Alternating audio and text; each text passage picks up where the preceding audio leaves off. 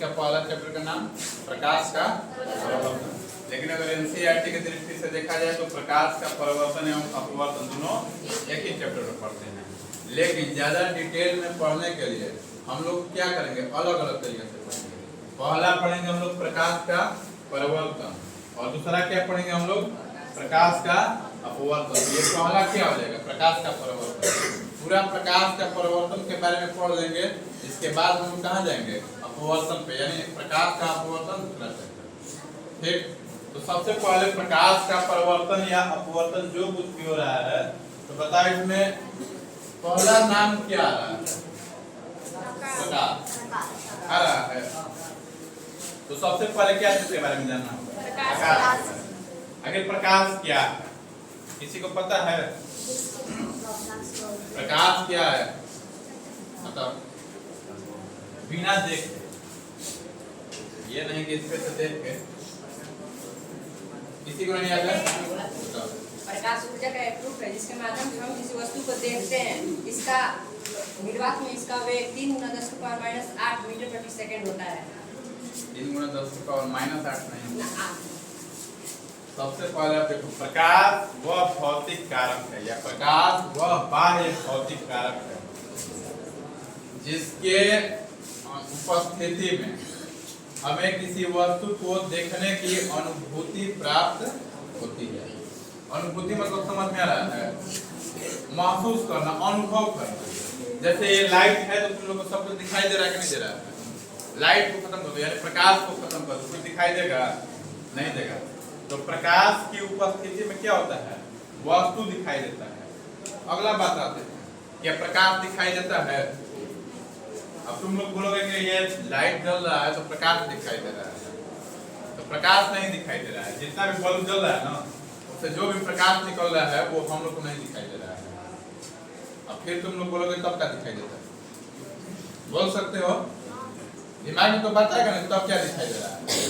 तो प्रकाश की उपस्थिति में जितने ये सब कण है ना, ये सब दिखाई दे रहा है। और जितना ज्यादा प्रकाश उतना ज्यादा छोटा छोटा भी कण दिखाई देगा, इसलिए ज्यादा चमक रहा है। अब एक बात बताओ, 2 लाइट जलता है या एक ही लाइट जलेगा, एकदम अच्छा सा रूम है, सफेद कलर श्वेत कलर का पेंट किया गया है, और एक पूरा काला टाइप का गंदा, कौन सा रूम ज्यादा चमकता है, व्हाइट वाला चमकता है। अब बताओ कि बल्ब दोनों में समान लगा है, दोनों में लाइट समान है, तो अब उसमें ज्यादा क्यों दिखाई दे रहा है, क्योंकि प्रकाश की उपस्थिति में हम बोलेंगे वस्तु दिखाई देता है। वो जो श्वेत है उससे प्रकाश का परिवर्तन ज्यादा हो रहा है। और कोई भी चीज अगर दिखाई दे रहा है तो तुम लोग को हम दिखाई दे रहे हैं या हमको तुम लोग दिखाई दे रहे हैं, बोर्ड दिखाई दे रहा है, दीवार दिखाई दे रहा है, ये सब कुछ कैसे दिखाई दे रहा है, प्रकाश अपने स्रोत से निकल करके वस्तु पे पड़ करके आप परिवर्तन होकर के हम लोग के आंखों तक पहुंच रहा है, जिसके कारण दिखाई दे रहा है। आया समझ में। जैसे अगर बोर्ड दिखाई दे रहा है तो लाइट से, या हम दिखाई दे रहे हैं थोड़ा बोर्ड का, लाइट जो प्रकाश है बल्ब से निकल करके हम हमारे शरीर पे, चेहरा पे पड़ रहा है, यहाँ से परिवर्तन होकर के, परिवर्तन मतलब टकरा करके अब तुम लोग के आंखों तक पहुंच रहा है, तब जाकर हम दिखाई दे रहे हैं। अंधेरा में आकर के खड़ा हो जाएंगे, दिखाई देंगे कभी, अंधेरा में तुम लोग बैठ जाओ, दिखाई दोगे नहीं दोगे। अच्छा तुम लोग अंधेरा में रहो, सिर्फ यहाँ पे लाइट कर दिया जाए तो हम दिखाई तुम लोग को देंगे, लेकिन तुम लोग हमको दिखाई नहीं दोगे, क्योंकि तुम लोग के पास प्रकाश नहीं है। और खुद तो कोई इसमें प्रकाश उत्पन्न नहीं कर सकता है, कोई इसमें सूर्य तारा है नहीं है ना, सब लोग मनुष्य हैं, तो खुद से प्रकाश उत्पन्न नहीं। तो आते हैं पहले प्रकाश के परिभाषा। प्रकाश क्या है, देखो पहला है प्रकाश क्या है, प्रकाश क्या है, प्रकाश वह बाह्य भौतिक कारण है। अच्छा बाह्य मतलब क्या होता है, बाहरी। जैसे यहाँ पे हम लोग हैं तो हम लोग से बाहरी जो लाइट लगा है बाह्य कारक है, जिसके कारण हम लोग दिखाई दे रहे हैं। तो प्रकाश वह बाह्य भौतिक कारक है या कारण है जिससे हमें किसी वस्तु को, अच्छा वस्तु तो सब कुछ है, पदार्थ से ही ना वस्तु बनता है, तो जितना कुछ भी दिखाई दे रहा है, ये जो मार्कर है, पेन है, बोर्ड है, कपड़ा है, दीवार है, पोडियम है, बेंच है, ये सब कुछ वस्तु है जिससे हमें किसी वस्तु को देखने की अनुभूति, अनुभूति मतलब क्या होता है? अनुभव, महसूस। अच्छा, तुम लोग को अनुभूति नहीं होता तो यहाँ बैठ के क्या करते हैं? अगर देखने का अनुभूति नहीं होता तो करते नहीं करते, तो वस्तु को देखने की अनुभूति होती है। फिर से प्रकाश वह बाह्य भौतिक कारण है जिससे हमें किसी वस्तु को देखने की अनुभूति होती। बताओ, प्रकाश समझ में आया है? अच्छा, प्रकाश दिखाई देता है कि प्रकाश की उपस्थिति में वस्तु, प्रकाश की उपस्थिति में वस्तु, प्रकाश हम लोग को दिखाई आया समझ में? तो सबसे पहले प्रकाश का परिभाषा क्या है? प्रकाश वह बाह्य भौतिक कारण है जिससे हमें किसी भी वस्तु को देखने की अनुभूति होती। याद हो गया है? समझ में? अनुभूति मतलब अभी बताया था, अनुभव या महसूस कर रहे हैं। अच्छा, अभी तुमको अगर ये बोर्ड दिखाई दे रहा है, दिखाई दे रहा है ना, अगर यहाँ से प्रकाश को एकदम कम कर दीजिए, बताओ, कम दिखाई दे रहा होगा? हो रहा है कि नहीं हो रहा है? अब एकदम पूरा बंद कर देंगे तो दिखाई देगा? नहीं देगा। तो प्रकाश के उपस्थिति में, अच्छा अब फिर प्रकाश का उदाहरण ले रहे हैं, इस प्रकाश को बढ़ा रहे हैं, ज्यादा दिखाई दिया कि नहीं दिया? ज्यादा अनुभव हुआ कि हाँ क्या क्या लिखा है, साफ साफ दिखाई दे रहा है, दे रहा है कि नहीं दे रहा है? यही हो गया अनुभूति, यानी कि महसूस कर रहे हो कि दिखाई दे रहा है, नहीं दे रहा है। बोलवाया समझ में? तो पहला क्या क्वेश्चन होगा कि प्रकाश क्या है? प्रकाश लिख करके इसका निशान दो, इसके बाद इसका परिभाषा लिखो। प्रकाश वह भौतिक कारण है जिससे हम किसी वस्तु को देखने के, जिससे हमें किसी वस्तु को देखने की अनुभूति।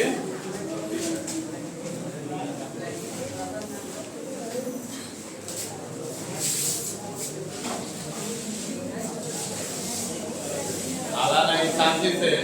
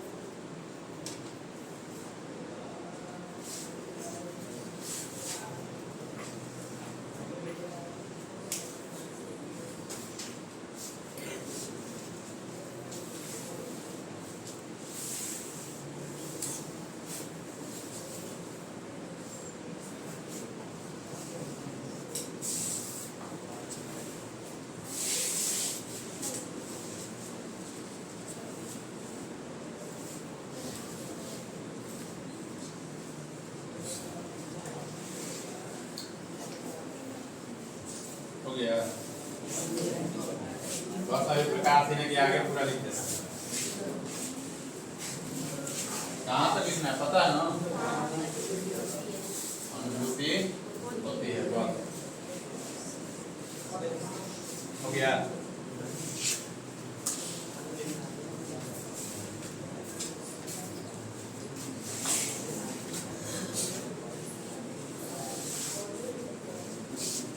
चलो देखो आगे बढ़ा जाए। अब थोड़ा सा एक बात पे ध्यान दो। दो वैज्ञानिक का नाम हाइगेंस, न्यूटन। कौन कौन सा? हाइगेंस और न्यूटन। हाइगेंस ने बोला कि प्रकाश तरंग है, यहाँ पे लिखा भी होगा, प्रकाश एक विद्युत चुंबकीय तरंग है।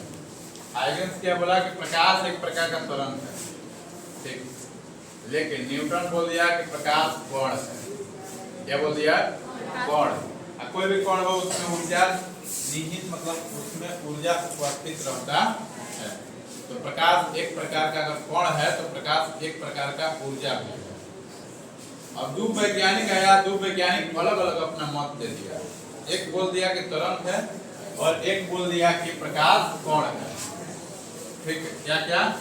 तरंग है और कण है। कण मतलब समझ में आता होगा, और तरंग मतलब किरण, ऐसी तरंग रे समझ में आता है, आता है।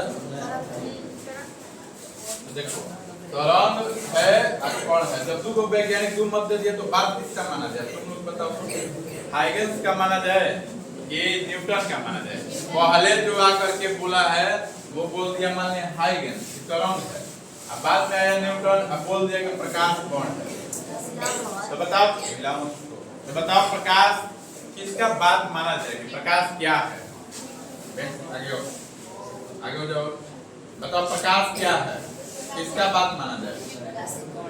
न्यूटन का।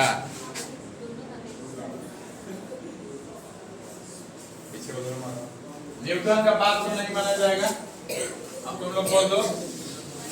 देखो न्यूटन फिजिक्स का बाप है, ठीक है। बहुत सारा नियम दिया है, तो आकर के इतना जल्दी से कोई न्यूटन का नियम को नहीं काट सकता है। हाइगेंस भी फिजिक्स में बहुत सारा नियम दिया है, तो हाइगेंस का भी सही है। तो आज के डेट में दोनों की मान्यता है, प्रकाश कण भी है, प्रकाश तरंग भी है। तो प्रकाश क्या है? कण भी है, तरंग भी है। कण और तरंग दोनों को मिला करके बोलते हैं फोटोन। क्या बोलते हैं? फोटोन। तो प्रकाश ओरिजिनली देखा जाए तो क्या है? फोटोन है। फोटोन क्या है? फोटोन। और एक बात, एक तरंग होता है अनुदैर्ध्य तरंग और एक तरंग होता है अनुप्रस्थ तरंग। अनुदैर्ध्य तरंग को गति करने के लिए माध्यम की आवश्यकता होती है, जैसे ध्वनि। अगर यहाँ से हम बोल रहे हैं तुम लोग को सुनाई दे रहा है, इसमें क्लासरूम में से धूल कण वायु सबको हटा दो, और यहाँ पे जाके डीजे भी बजा दोगे ना, तुम लोग के कान के पास आवाज नहीं जाएगा, नहीं, क्योंकि ध्वनि अनुदैर्ध्य तरंग है। गमन करने के लिए यानी एक स्थान से दूसरे स्थान तक जाने के लिए माध्यम की आवश्यकता होगी। अब तुम लोग को लग रहा होगा कि ध्वनि एकदम खुला जगह में बहुत ज्यादा दूर तक जाता है, यही ना लगता होगा, लेकिन ये बिल्कुल गलत है। ध्वनि सबसे ज्यादा जब गमन करता है या उसका वेग होता है ठोस में, इसके बाद द्रव में और इसके बाद गैस में। हम लोग जहाँ पे बोल रहे हैं तुम लोग के पास आवाज जा रहा है, तो ये माध्यम क्या है? गैस है, हवा है ना। तो यहाँ से जो जा रहा है बहुत धीरे जा रहा होगा। यही अगर तुम लोग अगर ट्रेन 5 किलोमीटर 10 किलोमीटर दूर भी रहता है, जो रेल का पटरी होता है ट्रेन का होता है ना, उसमें 5 किलोमीटर दूर से भी ध्वनि यहाँ तक आता है। तुम कितना भी चिल्ला दो 5 किलोमीटर दूर जाएगा? नहीं जाएगा। तो ध्वनि को गमन करने के लिए माध्यम की आवश्यकता होती है, जबकि प्रकाश को गमन करने के लिए माध्यम की आवश्यकता नहीं होती है। देखो प्रकाश निर्वात में, प्रकाश कहाँ गुजरता है? निर्वात से भी जा सकता है प्रकाश। अब मान लेते हैं अपारदर्शी माध्यम, यहाँ पे दीवार है, कितना भी लाइट जला लो उस पर जाएगा? नहीं जाएगा। प्रकाश के लिए माध्यम की आवश्यकता नहीं होती है, अनुप्रस्थ तरंग है। अब बोलोगे माध्यम मतलब, जैसे इसमें हम बोल देंगे हवा धूल पर निकाल लोगे तो ध्वनि तुम लोग के कान तक नहीं पहुंचेगा। ध्वनि क्या होता है? देखो इधर मान लिया यहाँ से ध्वनि निकल रहा है, इस क्षेत्र से ध्वनि निकल रहा है, तो आगे ये सब धूल कण है ना, धूल कण है, इस धूल कण से टकरा करके आगे की ओर बढ़ता जाता है ध्वनि। अगर यही हटा दोगे ये धूल कण हटा दो, तो अब आगे कुछ बढ़ने के लिए माध्यम है उसका नहीं है। लेकिन अगर एक टॉर्च लेते हैं, एक टॉर्च अगर हम ले लिए तो ये जो प्रकाश की किरण निकलेगा ना सीधी रेखा में निकलते जाएगा। इसके लिए कोई भी माध्यम की आवश्यकता नहीं है। यह नहीं है कि टकरा टकरा करके आगे बढ़ते जाए, लेकिन ध्वनि के लिए माध्यम की आवश्यकता है। तो प्रकाश निर्वात में भी गमन करता है, जबकि ध्वनि निर्वात में गमन नहीं।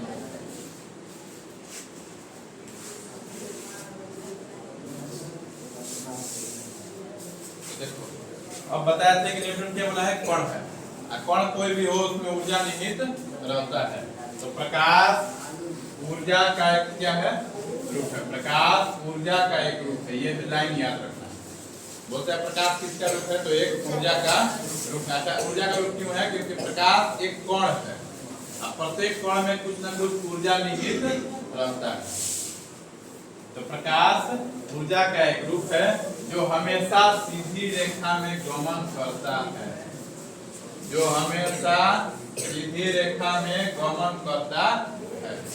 डायरेक्ट क्वेश्चन आता है कि प्रकाश कैसे गमन करता है, तो याद रखना कि प्रकाश सीधी रेखा में गमन करता है। प्रकाश सीधी रेखा में गमन करता है, हो गया। अगला यह निर्वात। निर्वात मतलब जहाँ पे हवा ना हो, धूल कण कुछ ना हो, यहाँ से अगर हवा धूल कण सब कुछ निकाल दिया जाए तो ये जो बन जाएगा ना क्षेत्र, निर्वात हो जाएगा। लेकिन क्या हम लोग यहाँ पे रह के जी सकते हैं? नहीं जी सकते हैं, ऑक्सीजन ही नहीं रहेगा।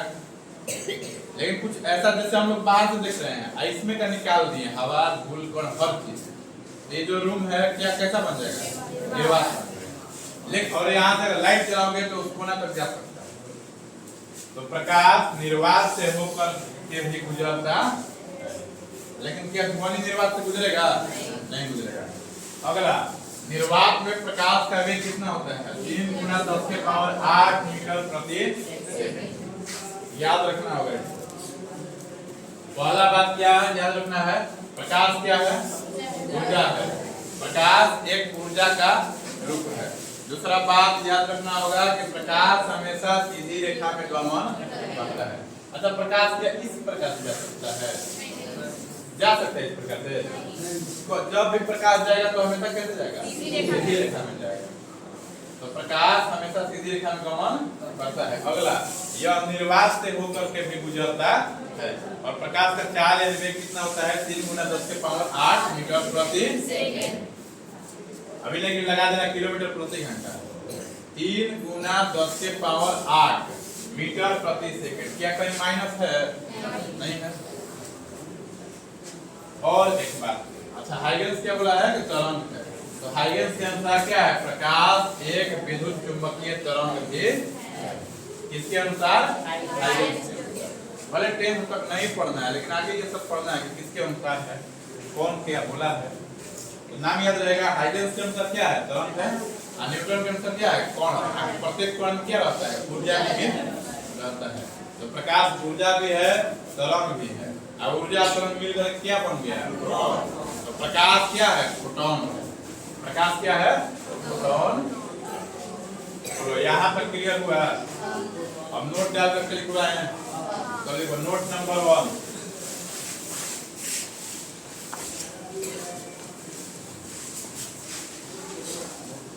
नोट नंबर 1,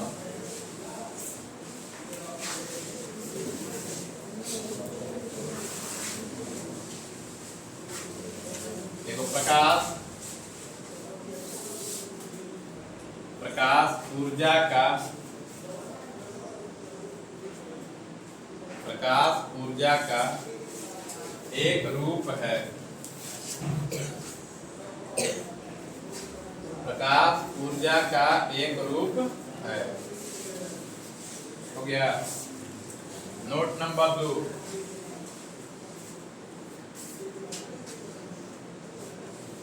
नोट नंबर 2, प्रकाश हमेशा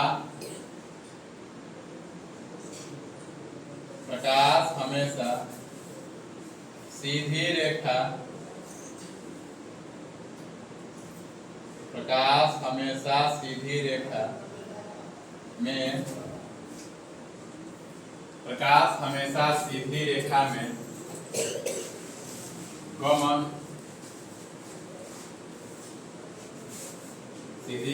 गमन करती है। गमन मतलब गति करना, आगे बढ़ना। प्रकाश हमेशा सीधी रेखा में गमन करती, आयत में गमन मतलब एक स्थान से दूसरे स्थान तक ज्ञान। अब आ गया चलो, ये तो याद हो गया कि प्रकाश निर्वात में भी गमन करता है। तो इसको नहीं लिखवाए, नोट नंबर 3।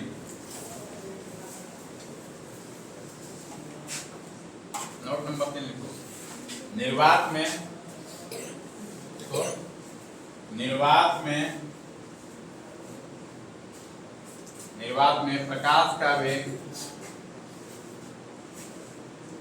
निर्वात में प्रकाश का वेग 3 गुना 10 के पावर 8। निर्वात में प्रकाश का वेग 3 गुना 10 के पावर 8 मीटर प्रति सेकंड। 3 गुना 10 के पावर 8 मीटर प्रति सेकंड होता है।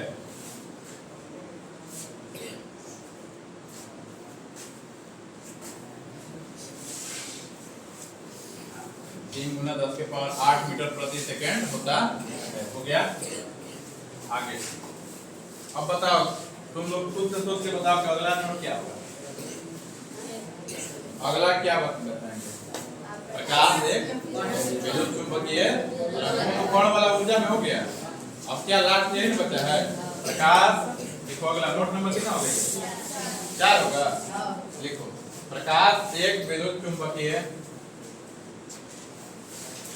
प्रकाश एक विद्युत चुंबकीय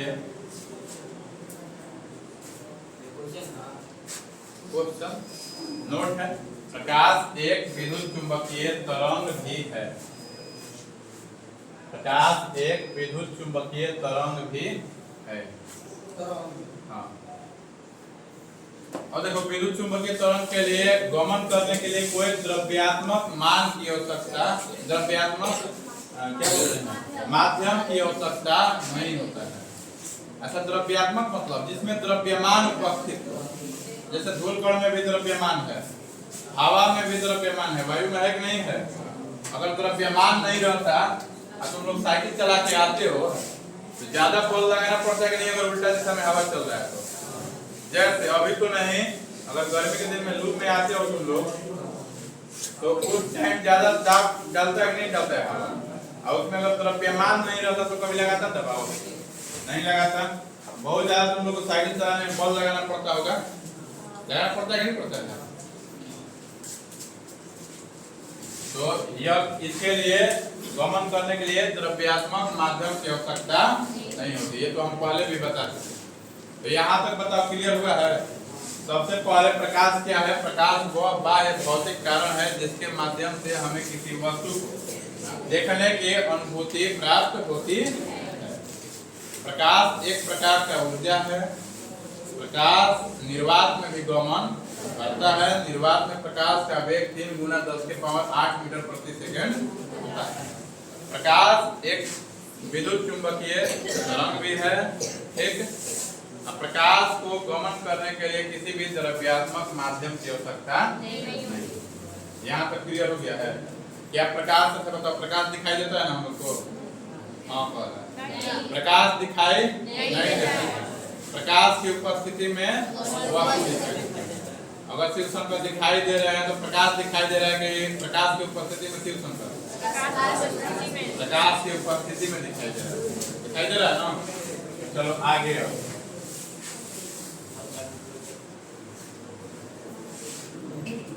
देखो, तो साफ साफ लिखा गया है, वास्तव में हम प्रकाश को क्या करते हैं? वास्तव में हम प्रकाश को देख नहीं पाते हैं। आ गया बात। क्या प्रकाश को हम लोग देख सकते हैं? नहीं देख सकते हैं। वास्तव में हम लोग प्रकाश को देख नहीं सकते हैं। जैसे कि अभी हम उदाहरण भी दिए थे अंधेरी कोठरी वाला, कि अंधेरा में अगर तुम लोग बैठ जाओगे तो कोई दिखाई देगा? अब वही अगर लाइट जला तो तुम लोग दिखाई देना। ठीक, तो ये सब तो हो गया है। अच्छा, कैसे दिखाई देता है? प्रकाश स्रोत से प्रकाश वस्तु पर पड़ करके अब वहां से टकरा करके आंखों तक पहुंचता है, जिसके कारण कोई भी वस्तु हम लोग को दिखाई देता है। आया होगा समझ में? अब थोड़ा सा आगे बढ़ते हैं। एक लाइन हम बोले हैं कि प्रकाश क्या है? ऊर्जा है। पहला लाइन बोले हैं। अब बताओ कि कोई चीज अगर ऊर्जा है तो उसको सिद्ध करना पड़ेगा ना। अब एक ऊर्जा है, सिद्ध नहीं करोगे तो कैसे होगा? हो सकता है? अच्छा, सूर्य का फिर प्रकाश ही है ना। अब सोलर प्लेट भी तुम लोग देखे होंगे, अब तो बहुत कम हो गया है, लेकिन अभी भी कहीं कहीं पे सोलर प्लेट लगा हुआ है। देखे हो सोलर प्लेट? इसमें है कोई जो नहीं देखा है? बस सरकारी वाला का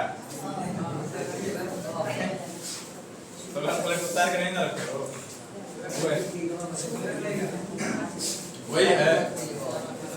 चलो देखो, तो बोल देते हैं हम। पहला बात ये बोला गया है कि प्रकाश ऊर्जा है, बोला गया है, तो उसको सिद्ध करो कैसे है। देखो, प्रकाश ऊर्जा है तो है कैसे? देखो, एक ऊर्जा संरक्षण का नियम है। क्या चीज का? ऊर्जा संरक्षण का नियम है। ऊर्जा न तो उत्पन्न की जा सकती है और ना ही नष्ट किया जा सकता है। क्या? ऊर्जा को ना उत्पन्न किया जा सकता है और ना ही नष्ट किया जा सकता है, बल्कि एक रूप से दूसरे रूप में रूपांतरित किया जाता है। अच्छा, रूपांतरित मतलब रूप को बदला जा सकता है। जैसे इस तार में है विद्युत ऊर्जा, है ना, विद्युत ऊर्जा। ये लाइट अगर जल रहा है तो विद्युत ऊर्जा बदल रहा है प्रकाश ऊर्जा में। विद्युत ऊर्जा किसमें बदल रहा है? प्रकाश ऊर्जा में। अगर तुम कोई भारी वस्तु नीचे से उठा रहे हो या कोई भी वस्तु उठा रहे हो, जैसे इस मार्कर को या पेन को उठा करके हम रखे हैं, मान लिया यहाँ पे रखा गया, यहाँ से उठा करके रखे हैं, तो हमारा पेशीय ऊर्जा यानी शरीर का जो ऊर्जा है, पेशीय ऊर्जा, वो बदल रहा है इस गतिज ऊर्जा में। तुम दौड़ना शुरू कर दोगे तो पेशीय ऊर्जा बदलना शुरू हो जाएगा गतिज ऊर्जा में। तो क्या हो रहा है? ऊर्जा का रूपांतरण हो रहा है, एक रूप से दूसरे रूप में जा रहा है। ऊर्जा को नष्ट नहीं किया जा रहा है, बल्कि एक रूप से दूसरे रूप में बदला जा रहा है। तो देखो, प्रकाश एक क्या है? ऊर्जा है ना। टाइम हो गया है, इस पे अब ज्यादा नहीं। आगे प्रकाश ऊर्जा है कैसे? ये